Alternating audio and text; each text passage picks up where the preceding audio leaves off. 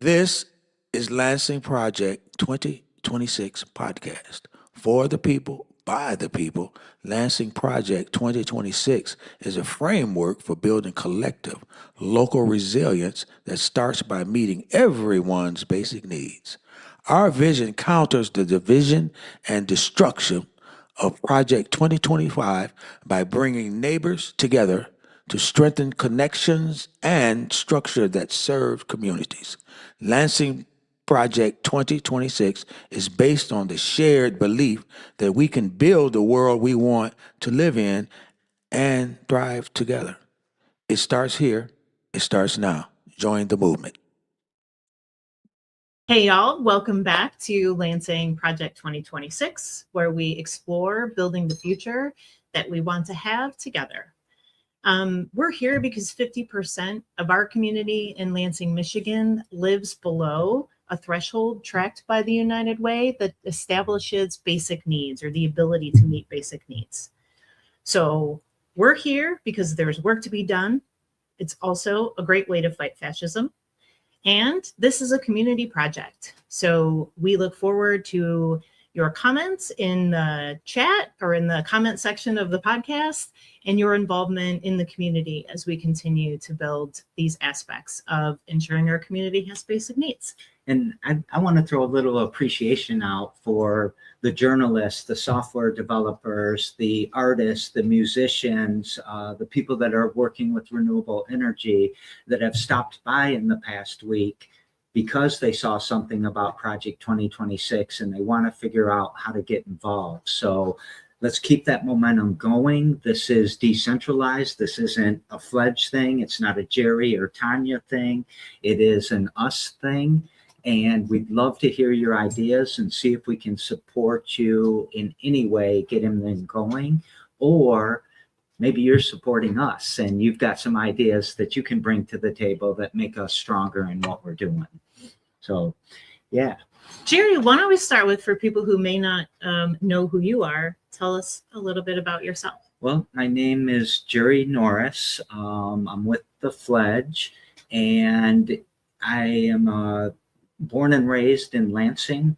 I think my great-great-grandmother also lived in Lansing, probably on both sides. So I have deep roots and deep connection here. Born into a single mother, poverty, Section 8 housing, food stamps, all those good things.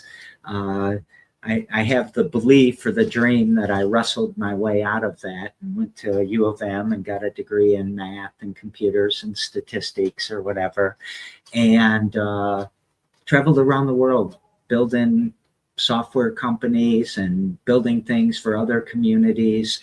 And about 11, 12 years ago, I sold my last company, started the Fledge because we've got to be doing community work. We've got to be doing something about the fascism, as you say. But also, I struggled in Lansing. I watched so many other people struggle in Lansing, and I can't take it anymore. I'm exhausted. Let's fix this so we can have fun and take our shit back. Yeah, take our shit back. Go do some hood rat shit with that shit. So how about you? Who are you sitting next to me here? So hi, y'all. I'm Tanya Peslowski. I have lived in the Lansing area for over 25 years now. My work is centered in energy justice and utility regulation. So in the scope of basic needs, I think that falls under some of the housing that we've been evaluating. But my work in the last probably 10 years has focused a lot on really understanding underlying causes for the symptoms of poverty that are the things that we're talking about here in meeting basic needs. And frankly, once you can't not see the things that are happening. And it's a recognition that we all have a responsibility to help make things different. And, I like that we're working together, that we're doing this together, because that environmental justice and that energy justice twist to it, I guess, if you would say, if you don't believe that that's super important and it's unjust, go pump gas today into your tank and see how this war that I don't think we should be in any war. So I'll just state that, but Same. how it's impacting our transportation basic need. Look at what's happening to the farmers and fertilizer and how it's going to impact our food basic needs. You know, our gas and our electric bills are going to go up, so our housing basic need, and so on and so on and so on. So thank you for being here and bringing that skill. Same. So glad to be here with you, Jerry. All your skills. All the skills. Yeah, so go ahead. I was just going to ask you, so this is now our 4th episode of the podcast.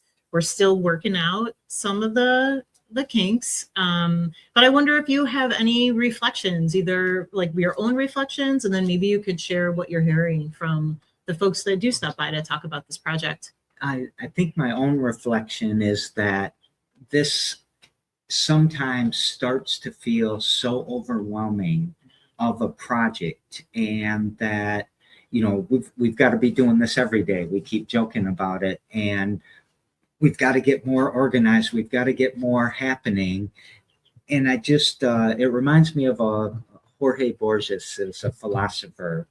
And he said, the author of an atrocious undertaking must imagine it as already happened. Mm. So I spend a lot of time imagining what Lansing looks like, what Michigan looks like, what the US and what the world looks like when we all have our basic needs met. And it's such a wonderful world. So maybe you guys could close your eyes and imagine that for a little bit. And I bet you the potholes are gone. And I bet you we're not bitching about the weather anymore. I bet you we're doing a lot more art and have a lot more leisure.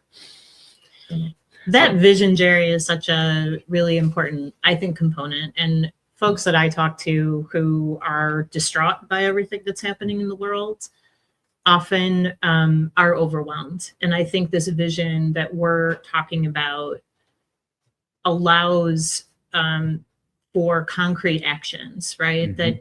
That to me has been what has been so important about the work that we're doing here, is helping people understand how to get involved to make the place where you live better. And so just appreciate how it feels like that's already through some of the action calls to action that we've had. We've already seen some of that taking place. Yeah. And, you know, I did a call out yesterday, and it might lead into our food thing, that we're running low on food a lot quicker than we have in the past. And we're meeting new people that are coming for food that weren't here in the past. So I think we're starting to see that pressure start to lower or raise the level of the Alice threshold, putting more people underneath it. That's right. And we really need people's help to, you know, dig into those pantries and whatnot. And just, they filled the dairy pantry for us this morning, the crowd has, and it's just wonderful to see. And though, you know, you might think that giving a stick of deodorant that you bought and never used is not a big deal, but rivers are made by drops of water, and we're making a river here. And when the river gets flowing, it's going to make the channel deeper. So everything counts and everything matters. And Jerry, before we started, you brought up in all of that the concept of sovereignty. When we talk about recognizing that more people in our community and across the world, frankly, are falling beneath a threshold where having everything that you need is available to you and you have access to. And I know you look at that through a lens of sovereignty and how do we take care of ourselves and each other. Is there anything on that you want to expand on? I'm always searching for new metaphors. And I think maybe the metaphor I'll use right now is that imagine that you create a machine that you set on city property, or you rent the land and you put that machine on it. And it's not a movable machine, but it creates a utopia for all of us. And imagine somebody coming and telling you you have to get off from their land and you can't take the machine. Or imagine that, there's a capitalist that owns your machine and doesn't see the value of you anymore. And I just think that we don't want to create a ton of solutions to these very complex problems only to be told, get out, get off my land, give me that stuff back.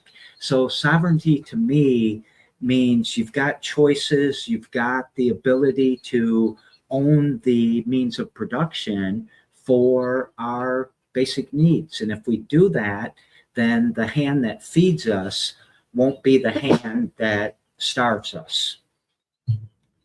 Bless you. Excuse me. So what are you have thoughts on sovereignty? We've talked about it many times before. Yeah. You want to add anything to that? Maybe I'll just add on to the thread of having local sovereignty and being able to take care of ourselves and each other and not relying on the systems that are built by those who are already rich and powerful and those who are hoarding resources. That we are able to split from that system that is what's causing these problems. I think that's come up in our prior episodes as we talked about housing and what some of the structural causes are when you have people who are buying up all of the vacant housing stock and not actually turning it into affordable units. And so when I think of that in the context of what's happening with fascism and all of the ways in which the public resources are being extracted for private purposes, this is such a key way to fight back. And using that sovereignty sort of foundation as how we think about what we can do feels really empowering to me as a counter to the shit show that is, sort of unfolding in front of us every day. Yeah.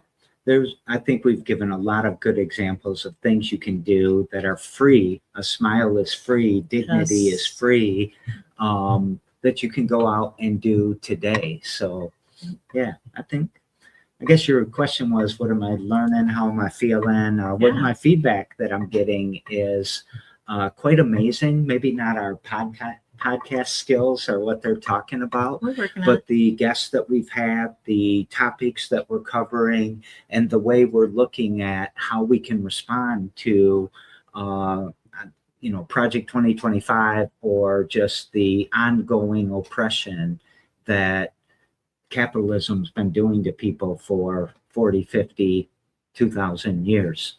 And telling us that it's each other that's been doing the harm. So yeah, good point. Getting past the propaganda.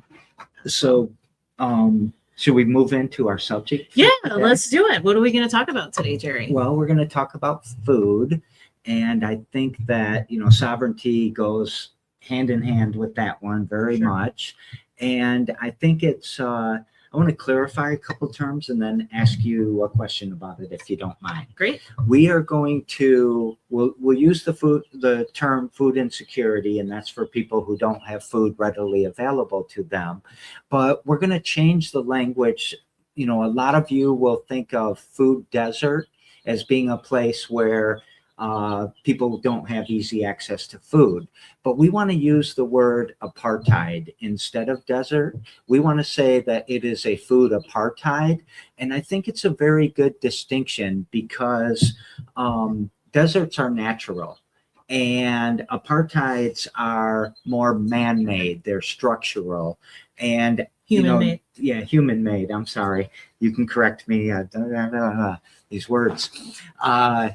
And please correct me actually. And that, when I saw recently, and maybe we'll put this up, we don't have the map, but the redlining from 90 years ago and where the food deserts are today, you can really see that it made an impact. And that redlining was human made, and deserts, wouldn't have necessarily done that the same way. So food apartheid is what most of you would have think food desert, and then remember that deserts are natural and come back with us on food apartheid. Yep. So, food. Food. Yeah, we'll get you cranked up about this subject. First, like, frankly, all of the things we're going to talk about in some fashion, there is enough food. No one should be hungry. It is a policy decision and a systems problem and greed and making every aspect of our lives inserting a profit motive into everything that I think is so frustrating about this. And obviously we need food to live. And so that just basic, how is it such a mess, I think is what really gets me interested in trying to figure out how do we solve that. And food, I think, is particularly interesting because it is something that you can grow locally, right? That we have there are many community farms. I know I'm going to turn over you to talk about those some more in the work that you're doing. But it also feels like something that is accessible to solve on a more microcosm basis, on a more local basis. Yeah. And so it does feel like one where you start to get your hands dirty, you can truly make a difference on a day-to-day basis in people's lives. You're reminding me of the victory gardens of World War II. And maybe even the Depression as well, where people planted gardens in their homes and grew their own food as a national security issue, yep. As a how can we help type of issue. And those victory gardens, I think my grandfather was in World War II, and he was a gardener my entire life. So that's kind of how I got into gardening, and eventually I'll call myself a farmer in a few years. Yeah. I'm not quite ready for that. Do you have overalls yet? I do have overalls. Okay. So I think that's overalls. One maybe farmer apprentice. I was, overalls? Clubbing in the 90s. So you had to have your strap down and all of that. Yeah. Familiar. But do you mind if I talk about my relationship? Please, with food? Yes. I think about, one thing that you said is we can get our hands dirty and we can, go out there and make a difference about it. But I'm going to go back to sovereignty for a second. If you're renting someplace, yep. Your landlord might not allow you to do that. So, start thinking about putting things in pots to kind of get over that. But I think that there are solutions, and what you're saying is exactly true. We can all help each other and do different things when it comes to growing food. There's a lot of community gardens in Lansing, just tons of them. One highest concentration in Michigan, maybe. Detroit might have us, but Detroit. Unofficially, we're taking we're gonna claim that we have the more per square foot than Detroit. That's probably fair. Okay, we'll check those numbers, but food is such a, growing up in Section 8 housing and living in apartments that probably, Dea last week talked about, you didn't build them right, you didn't maintain them right, you didn't care about the people who lived there. You learn to live with cockroaches, and you learn to live with mice and rats and stuff like that. And I am horrified of mice to this day because of, encounters with them. And there's nothing worse than having a cockroach show up in your milk in your cereal bowl. Wow. And so I've got this whole food relationship that's weird because of that. Well, not weird. Well, it's personal. I guess, yeah, personal. To me, it's weird that, people, I don't drink after people, and people are like, you're weird for that. And I'm like, no, I got these out of the things, same glass. Yeah. And then you throw wrestling into it, and, a wrestler is sort of like a dog that gets a treat at the end of making an accomplishment. So, every other day you're trying to make weight, or you see when you eat after you have accomplished something. So there's this whole reward system around food with me. And then there's also this whole manipulation system around food that it was weaponized against me. You can't have that until this happens. And I'm not saying that my coaches and my parents and all of that were evil. It's just what you do as a wrestler. And at some point, I have to take responsibility, and I participated in that as well. So there's all that stuff. I can't use a coupon today because I would get sent to the store with food stamps, and I was so embarrassed to have to use them that if I pull out a coupon, it just brings that whole thing back to me. And I can't imagine not having a garden and producing my own food, because there was so much joy in being with my grandparents and being able to do that when I was a kid. So food doesn't, housing, maybe you think about more as an adult. Yep. Food, you start thinking about from the second that you're born. Yep. And we all need it. We all get hungry. I joke a lot that if Pat Gillespie is ever driving by and he's hungry, grab something out of the free stand. It's not about being poor or rich or any of those things. We actually have to disconnect it from our capitalist system a lot more. Exactly. And if you're out there thinking, oh, people don't have the right to food, there is something wrong with it. Do some reflection. And for some reflection. So that's kind of, I don't know, that's the personal side of me, how food, the importance of food is more than just I feel hungry. I feel all kinds of things when you start messing with my food. One of the things in looking into this, Jerry, that was raised that makes a lot of sense is that food is often the thing that's sacrificed when the budget only stretches so far, because it's not a set price, right? Like a rent is a certain amount every month. And so you put that aside, and maybe for your utility bills, you put so much aside, but that often food is the thing that gets shortchanged in the end because you've already paid everything else and there's only so much left. Right. And it's not easy, but it's easy. Yeah. Right. You can still stay in your house. You can still be warm. Yep. You can still get to work or get the kids to their game or whatever it is, if you are hungry, at least to a level. Yep. Right. Yep. But if you have no gas, or you have an eviction notice, or you have a shutoff bill, then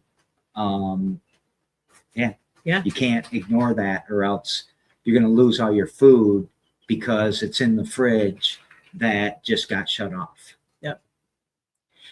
And another, I know I always try to raise data in our discussions, but often children are the most impacted by policies that allow people to be hungry, and that here locally 1 in 6 children essentially lives with hunger on a regular basis. Yeah, it's I think that it correlates a lot with single mothers have a 50-50 chance of living in poverty.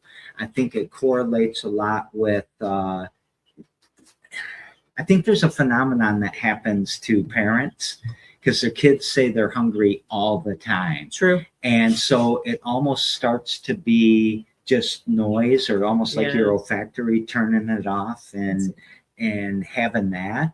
But at the same time, it's very real. Yes. And if you couple it with childcare, and you're sending your kid to auntie and she lives in poverty too, your child care couples with that food and what they eat. And then if you have to take a bus for an hour and a half to get food, or your other choice might be a liquor store that has pop and chips, Yep. That starts to really play, this ultra processed food that a lot of people eat because they don't have access or easy access to it in other places, leaves you wanting. Yeah. And it makes you feel hungry and makes you feel thirsty. And I will never be beyond saying that RJR Nabisco, the half tobacco company, did stuff to our ultra processed food to make it more addictive, to make it more, Yep. make you more thirsty. They sell pretzels in a bar for a reason. Yeah. Or they give them away, I should say. Yes. Yes. So, Jerry, when you think about what the fundamental causes are for the existence of hunger, again, Mhm. I think we both agree with there's enough food. Yeah. It's not a matter of it being available. It's a matter of it getting to the people who need it. What are your thoughts on the causes? well, one of the things that pops in my head so often when I think about that is the one that I think we could do something immediately about, like tonight. If you work in a restaurant, you can do this tonight.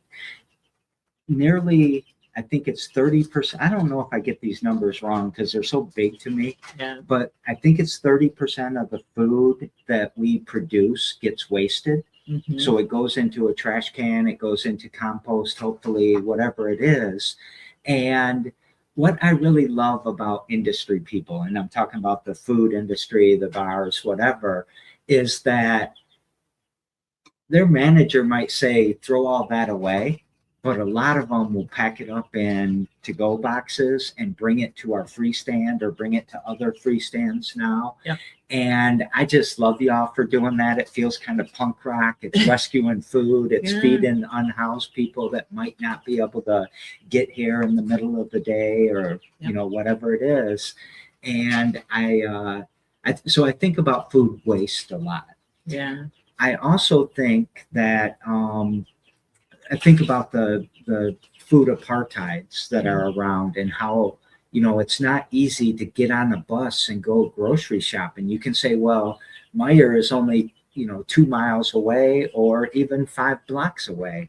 If you have to carry all that food home, Yep. it's another burden. So there's a couple I'm thinking about. What about? That's a great. I'm going to throw in one of our causes, calls to action to be, if you have not struggled with food, try carrying your groceries home that you go and doing your weekly shopping sometime and just get a sense of what that would entail, right? Yeah. If you didn't have a car, Almost imagine, get it around. not imagine, do it. Do it. Go Yeah. to your nearest grocery store without your car. Yep. We'll even let you use a bike Yeah. if you think that makes it easier. Yeah. Yeah. Or the bus. Or the bus. Yeah. No Uber. Can't use Uber. That's a cheat. Yeah. So. Yeah, I was just going to throw out, right, the continued lowering of wages and the economic exploitation that goes along with our economic system is one of the fundamental causes, right? We talk each time about how interconnected fundamental needs are. We just had the example of which things do you decide not to pay for in a given month if the budget is stretched beyond what it can manage.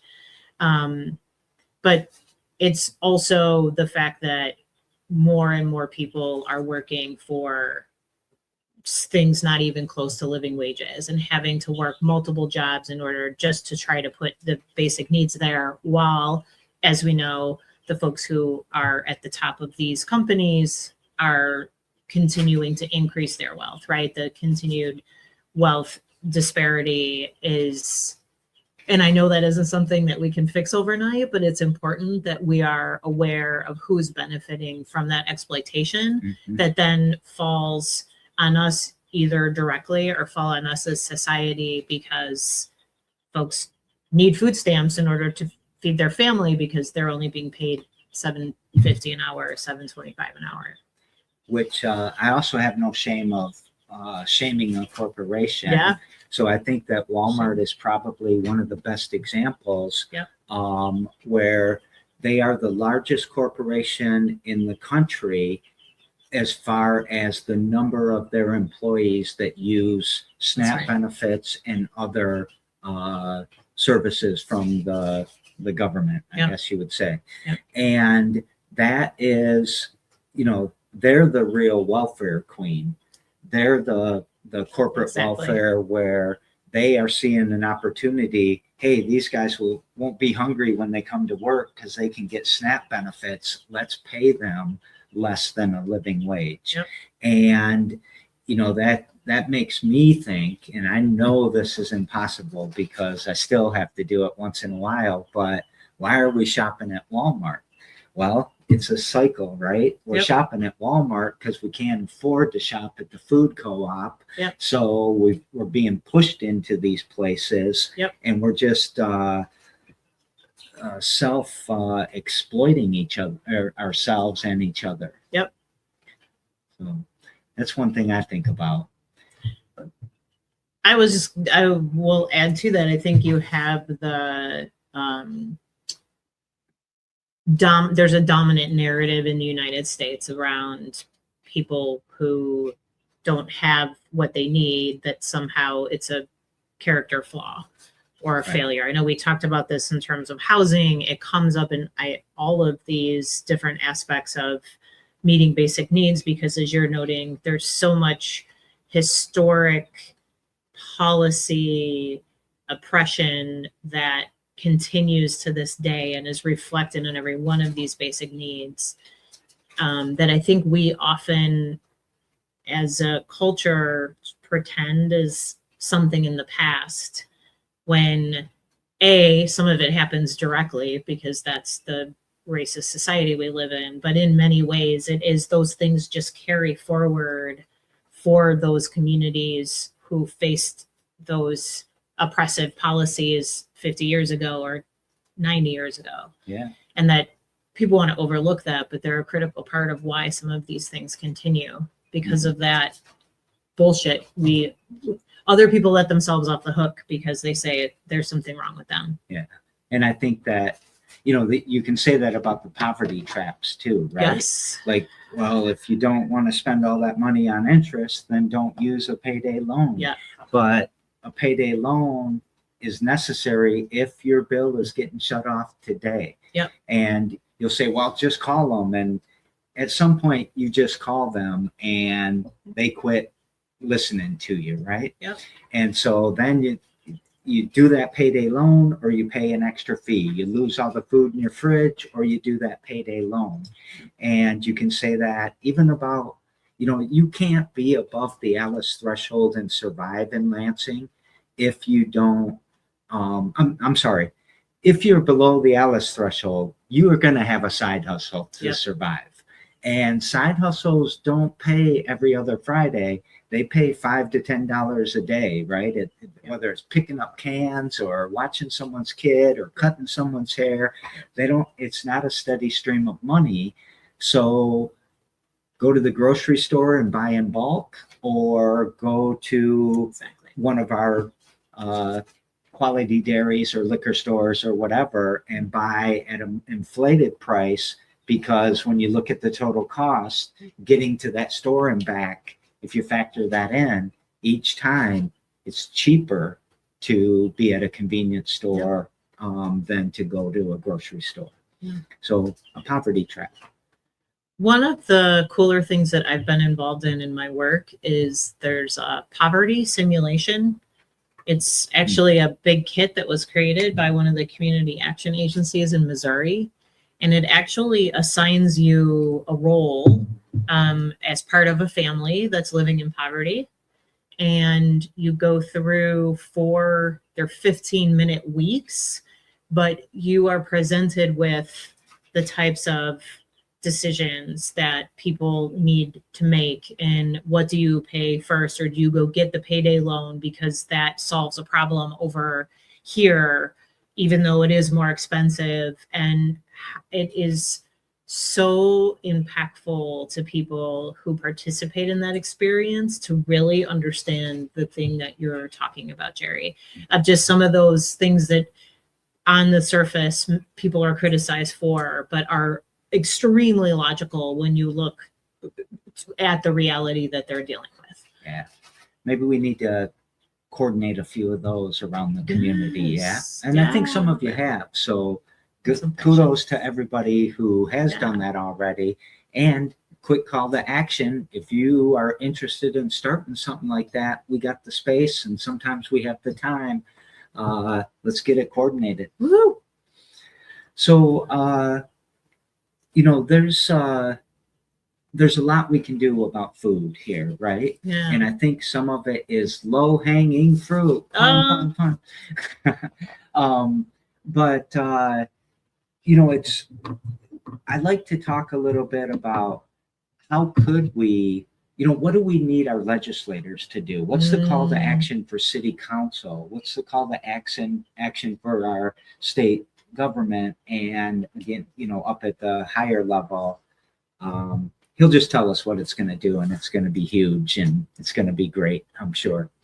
But what do you think? Some of the government things that could happen, laws, codes. Yeah.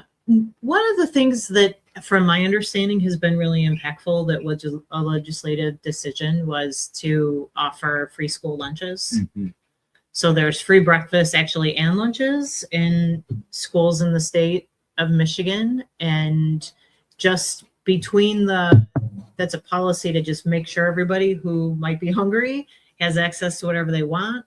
There's no stigma around it when it's available to everyone. It isn't like somebody, right, has to go in a certain line to get their food, We but it's used to have available to these everyone. little cards, and they would punch them, and you had to Yes. hide it, and then Yeah. show the lady, and then hide it again. Exactly. When I went to school, I was the only poor kid. Everyone else was rich, and I was the poor kid. And took me a long time to realize that wasn't true. Yeah. That we were all struggling, Yeah. but we all hit it. We No. all were embarrassed. Yep. So I love free lunches. Yep. What else you think? One of the things you hear about sometimes are just barriers to how you can use community gardens, or who might have, making sure that those are available and supported potentially in places where people otherwise are lacking access to fresh food, whether that's a zoning issue or a funding issue. Mm-hmm.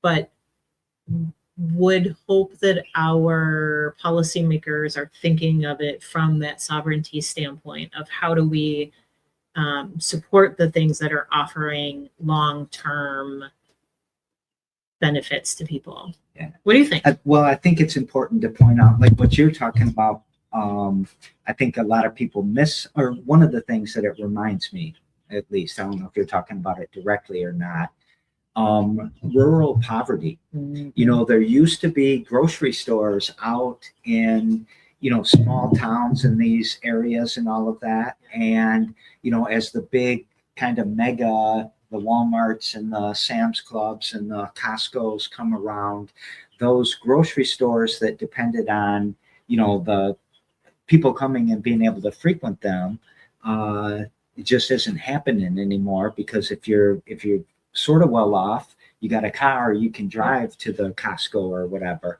So these towns, their grocery stores start disappearing. I've seen a picture of a Norris in front of a grocery store from back in the day. Yeah, that was more related to the redlining part. Oh, because, okay. 496 and the Lansing Assembly and the Stinky and Pinky. No, Pinky and Stinky. Sorry. I had to Two redo pinkies and one stinky. But what you're saying, though, I did make a post about, wouldn't it be nice if we could have more corner grocery stores? Right. And of course, capitalism got added into that post immediately. Well, nobody can survive as a corner grocery store. But I think that zoning has a thing to do with it. So are we really zoning to end food apartheid, or are we carrying on with food apartheid? And also that, when it's that smaller store supporting that. So I remember there was Sunrise Market on US 127, and it was a small little market that they bought tomatoes from my garden before and all of that. And it was really cool. And I tried to go there as much as I could, but it was expensive and way out there for at least us. But it was a gem on the north side, and the north side is probably they have 82% ALICE thresholds in 48906, and low access to food is 64%. Wow. And so it was a gem because who doesn't want to walk up 127 for a mile or so? So I think about things like that. Yeah. So, Are there, I think of this both maybe in terms of solutions and our call to action, but in thinking beyond people who are officials of some sort, what can everyday people do to help? I think that, we can't all be socially conscious because you just can't afford it. You can't afford to boycott Walmart or Amazon in some cases, right? Yeah. Or you can't afford to maybe not the boycott, but to patronize the food co-op or to come to the Allen Neighborhood Center farmers market, though you can get double SNAP benefits when you do come. So consider it, because you might think it's bougie and something that doesn't apply to you, but you go there a little bit and start looking at your food budget. I think you'll see an impact in the positive direction. Will you explain what double food or double SNAP benefits are? Because I don't know that everyone knows. Yeah. So if you have a bridge card and you go to the Allen Neighborhood Center, you can buy tokens. And for every dollar that you spend on those tokens, they will give you $2 worth of tokens. So you double your money and you go spend those tokens at the market. Yep. Yeah. So it's a very good deal. I love the Allen Neighborhood Center's market because of that. Yep. And I also believe South Side, West Side, I think all of at least the bigger food markets participate in this. Yep. So it's really important. Yes. What else? You mentioned the pantry that's here at the Fledge. How can people support that? Well, one way that you can support it is kind of obvious, where go into your cupboard or go do a little bit of extra shopping when you're out there buying stuff, and bring that food to us, and we will distribute it to people that are experience food insecurity. But I hate saying bring it to us, because you might have a small little pantry or a big pantry right near you. So find the nearest pantry to you and stock it from time to time. It doesn't have to be with us. We want this decentralized. We want, it's really hard for people on the west side to drive over or take the bus over to the Fledge. I don't want to be part of the apartheid problem, because I want to own the Fledge security. Right. I'm sorry, the food security solution. I want people to get fed. And so take it to wherever you can and realize that food's a basic right. It's more than just a basic need. There is also, and we can put this, I think, in the materials, there is a local map that someone has created of even small food pantries. And if there isn't one around you, consider making one. It doesn't take a lot to come up with a box or a shelf that you can put goods on, and people will come. We started our first food pantry, I think, with like a cupboard that was taken out of a house that someone dropped off here. Yep. And I just set it on the porch and I started putting food in it, and it started that way. Yep. And it is really as easy as that. Now, this might bring into some zoning stuff. I also know that some of you have gotten in trouble for doing that. Oh, I didn't realize. It would be great if our government could back off a little bit on this and not be so stringent on their zoning when you're trying to feed people. Do you know if that's local or state? I know that there's been problems before in Grand Ledge. Okay. I know that I don't know where the people were, but it might not just be the government too. Yeah. It could be, what are those things called? The housing associations. Yeah. Could be that. Yeah. But I know that there's definitely zoning, and I know that it's in the Tri-County area. Okay. So if you have a story about that, throw it under here, and we'll what's that called? Share it. Lift it. Lift it. Yeah, Uplift it. Share it. Yes. Uplift it. What else you got? I know. I bet you have more. I do have a list. So one of the things too that I know folks have been doing locally, a couple of people who are really an inspiration in this regard. Your Mom and Honey Bun Bakery have been doing community meals where they're offering a space for people to gather and meet their neighbors and break bread together, as well as sharing the remaining food across the different pantries and such in the city. You have groups like the Southside Community Kitchen and others that are offering regular meals for folks, regular hot meals that are available to anyone who comes in. There's a new friend of mine, Teddy, I've met recently, who has been doing these amazing, just local potlucks in her neighborhood. And no one needs to have a lot. Like, everybody can bring a little bit of something or nothing. But when we sit together with the people who are all around us and feed together, like, that sounds like eat together, feed together sounds like we're at a trough or something. But right, there's a lot of power in that, both in building community, but also just recognizing that critical nourishment that food plays. Yeah. And so how we can use that to share that with each other, but also build together and understand what each other need. Yeah, and I think we can talk about basic needs in terms of the Ellis threshold, but if we go back and look at it in terms of Maslow's hierarchy, it's one of the two kind of fundamental things: safety and security, and food and shelter. But right above that is connection. Yes. And I hear a lot of people say, I would go to something like that, but I don't want to take from somebody who needs it. Well, then bring a dish to pass with it would be one way to get around that.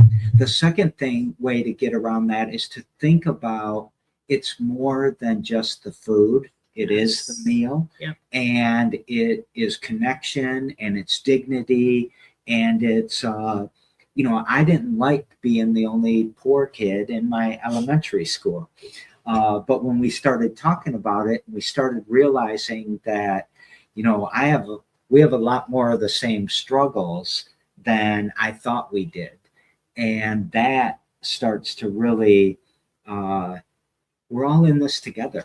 There is no them except for the the big thems. Come on, Andy, come take something from our food stand. We're all in this together, bud. We're all in this together. So, yeah. So now what? What are we going to do to move forward? Yeah, I think we've highlighted a couple of things that people can do. Is there any specific call to action that you want to leave folks with before we wrap up?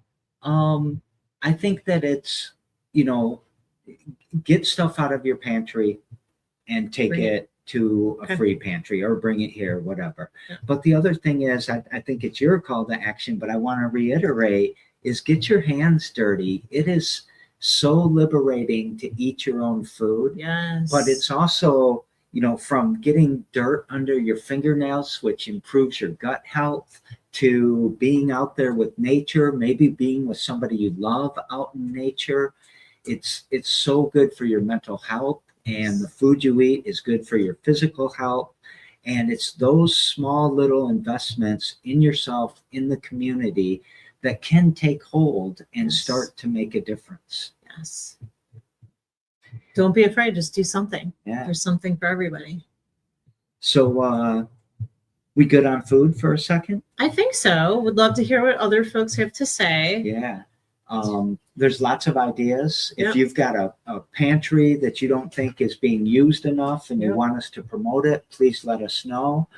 If you have other ideas, please let us know. There are so many programs to help with food security, by the way, Yes. that people don't know about. Yep. It's important if you want to elevate something to please let us know. Yes. So Cool. I want to throw the Project 2026 diagram up on the Yes. screen for a minute Fun. and just talk a little bit about, and we're going to look to the side so we both can look at it with you all. But really talk a little bit about the basic needs, which are housing, technology, food, transportation, healthcare, and childcare. I miss technology, maybe. And then we like to kind of tie them together with energy and justice and safety and education and environment. I said education twice. Went to Lansing school districts. Education is important. No, because it's important. And so focused on the vision of everybody having those green boxes, right? They have a sufficient amount of it. We're all above our basic needs. And that's when we kind of see the vision and we know maybe we're done.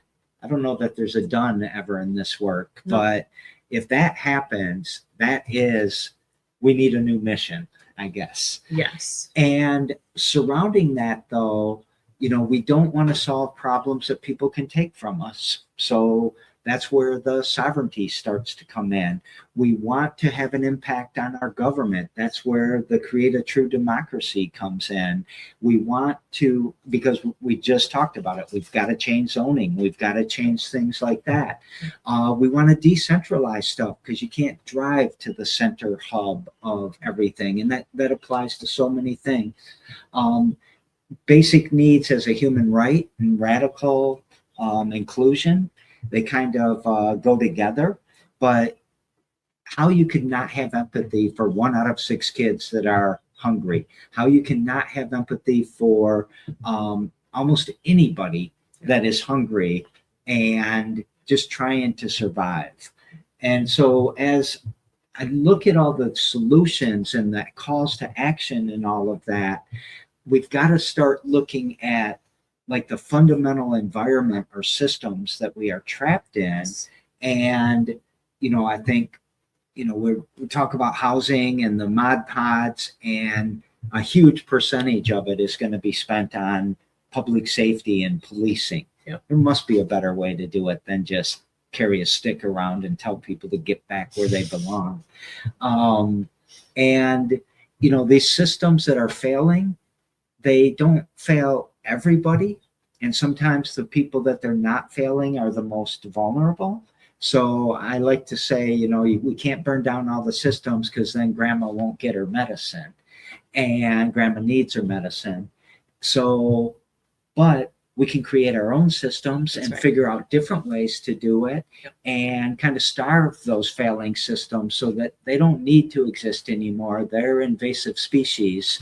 Let's plant in the soil and in the environment the things we need, and then permeate the culture. We might as well have fun with this. So let's make some art. Let's make some music.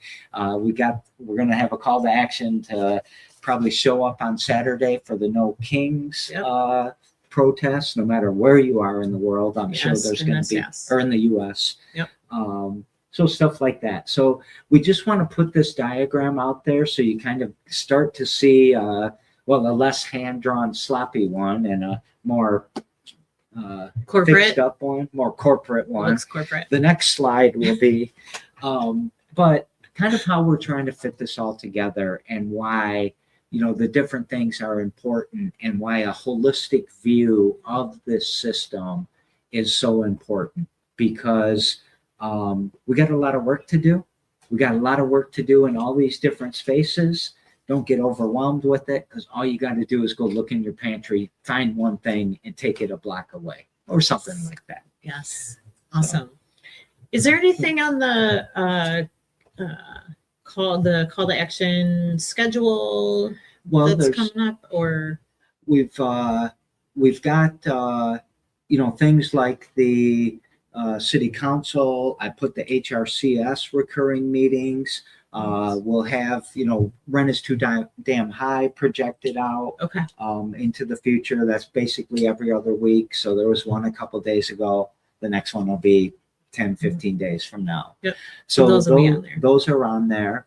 I still would love it if you guys emailed me, commented under here, whatever it is that you want to do, but tell me about something that's super important, Yes. that we should have on that calendar and people should be attending.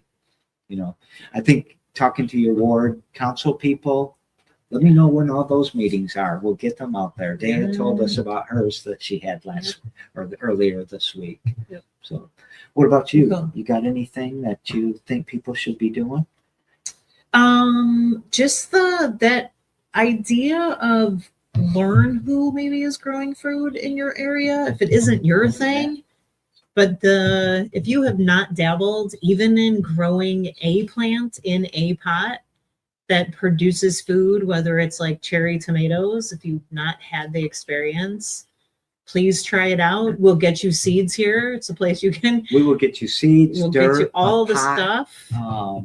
Yep. some education, anything that you need for Exactly. almost anything you want to grow. And folks can come. Urbandale will be. Talk a little bit about Urbandale. I think you've actually mentioned it. Well, Urbandale, we're in our second year, and it is an urban farm on South Hayford, and it is we're making it into a worker-owned co-op so that the sovereignty is being strengthened there. But I think what's important about it is that we're also we want to teach people how to farm. Those are the roots of the Urbandale Farm, started by the Lansing Urban Farm Project, who did a great job in that statistic we made at the beginning that we said we're the biggest in the world or whatever. Yep.